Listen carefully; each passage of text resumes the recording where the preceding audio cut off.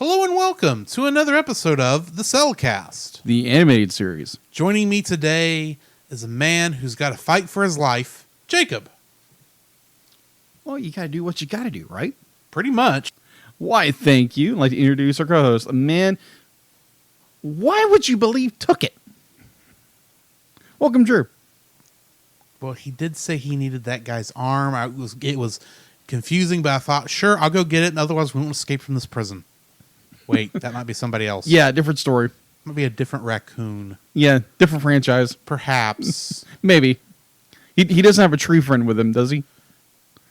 Well, we never saw a tree friend in this. No. Anyway. Yeah.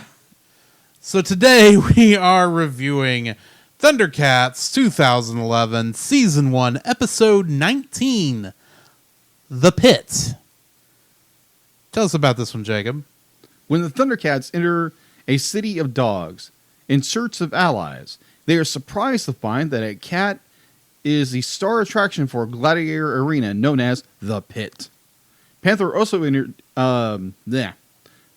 is also surprised to find that an old friend turned enemy is now the leader of the dogs. When Lion-O is caught trying to rescue a cat gladiatorial Pumara, he is forced to fight her to regain his freedom. All right, so getting into the trivia for this episode, Pumara is based on the character of Pumara from the original show. Mm-hmm. Apparently, though, according to the creators of this show, in Season 2, had it occurred, Pumara would have been turned into a wicked insectoid monster by Mumra due to her hunger for more power. Say what? That's what it says. Wow. Oh my, yeah. That would have been different. Yeah, just a bit. Also, getting into this, Dobo's name is derived, of course, from the Doberman breed of dog that he's based on.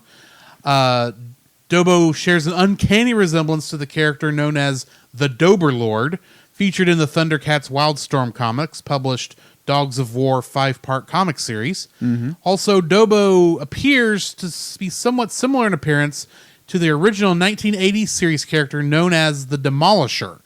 Just like Dobo, the Demolisher was also a fierce warrior. Last but not least, Tookit's name is a play on the words took it, referring to his nature to steal. His precognitive ability, kleptovoyance, is a combination of kleptomania, the irresistible urge to steal, and clairvoyance, the ability to perceive future events. Tookit is based on a raccoon, an animal known for its habit of stealing food in real life. There have been many a number of stereotypical thieving raccoons in cartoons, such as Miko from Pocahontas, Scalawag from Pinocchio and the Emperor of the Night? What the crap is that? I've never heard of Pinocchio and the Emperor of Night. Neither. I don't know what that is. You learn something new every day. I have to Google that. That might be something that comes up at some point. And we know of another raccoon. Yeah, from another franchise, yes. Another company. Ironically, also hangs around with a tree and a Disney princess. Ish. He's got the hair. Yeah. That's true. That's true. And also he has a tendency of taking things and be like, oh, I just want it. Pretty much. Yeah. So yeah, that's all the trivia we got for this one. Let's talk about this. All right. I didn't realize Pumara existed before we started talking about this episode as a separate character. I assumed she was designed for this show just because of how much more modern her design looks in this version. When I went and looked at the older picture, I thought, oh, well, I know why you redesigned her. Good night. The 80s cartoon did not do her justice. Yeah, because originally she was a part of what was supposed to be a Thundercats movie that was supposed to go to theaters, but due to I think it was My Little Pony, the movie didn't do very well in theaters, so they scrapped it and turned it into a TV series. Well, the season 1, like episodes 1, 2, and 3 of season 2. Depending on which of those movies that is, because I've seen clips from a couple of those. Yeah. They literally have the toys at pony size for stuff. It looks that bad. So yeah, I can understand why that movie did bad. I hate to think that's what affected Thundercats. Yeah. The Thundercats animation was 10 times better than anything Milo Pony was doing at the time.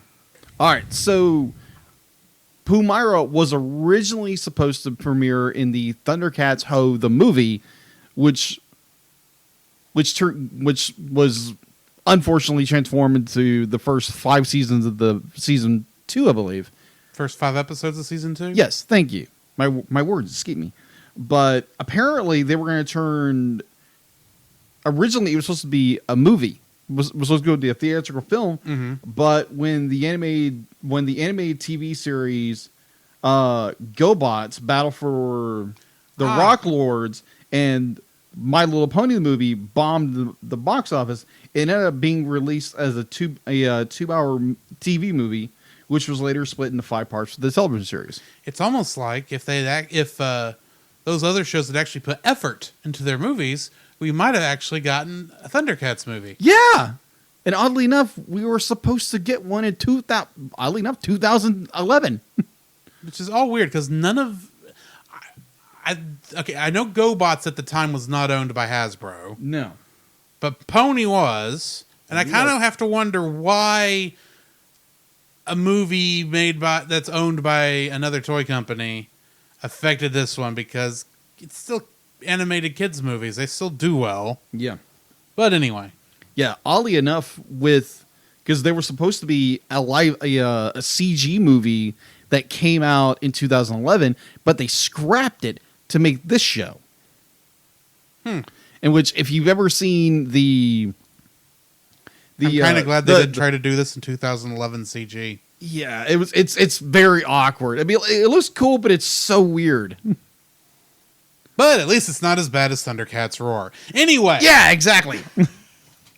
Those character designs are... Agreed. Anyway. We talked about Pumira. Mm-hmm. Her fight with Lion-O, actually, I thought was very good. Yes. And her pure hatred for him in the first... yes. For the most part of the most part of the episode is just be like, oh, yep, Lion-O kind of messed up. Well, at least Lion-O is trying to do the right thing. Exactly. Even though he's having to correct his mistakes from earlier in the show. Yeah, because he had sight beyond sight, but he didn't have the foresight to realize, hey, there might be survivors. And at the time, he didn't have much sight beyond sight either. That's true. He was blinded by revenge. Revenge, a dish best served with fancy feast. Anyway.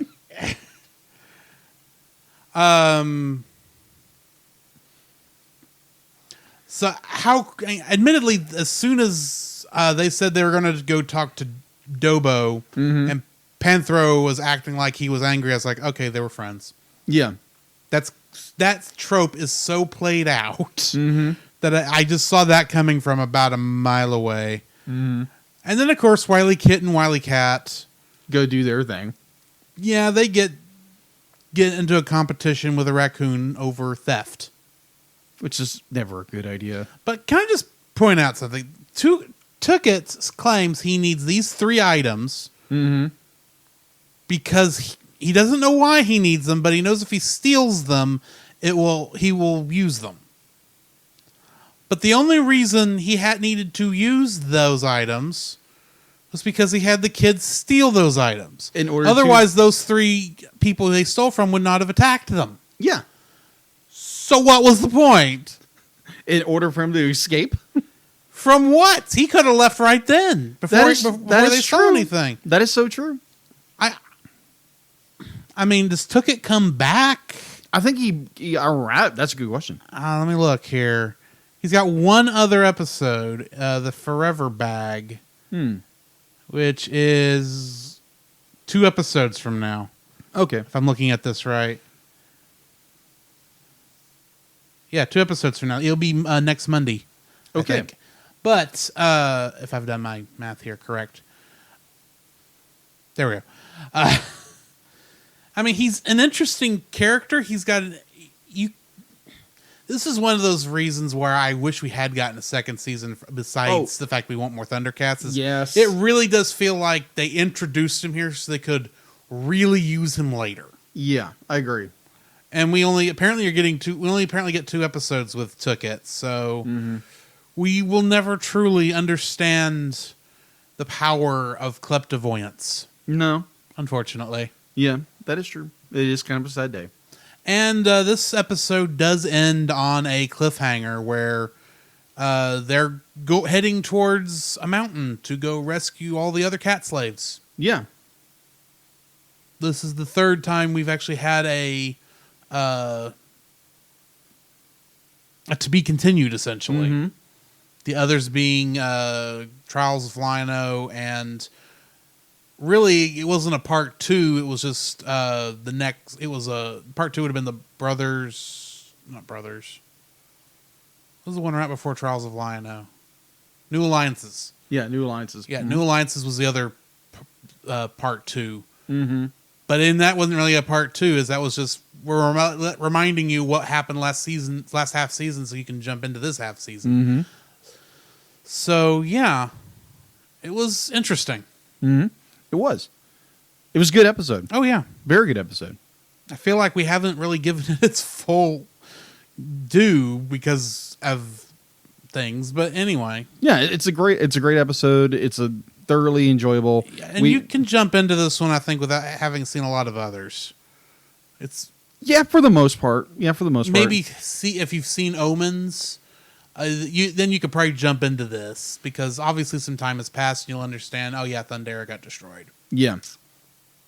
Anyway, join us next time for the episode "Curse of the Ratala." It's gonna be a ratty of a time. Yeah.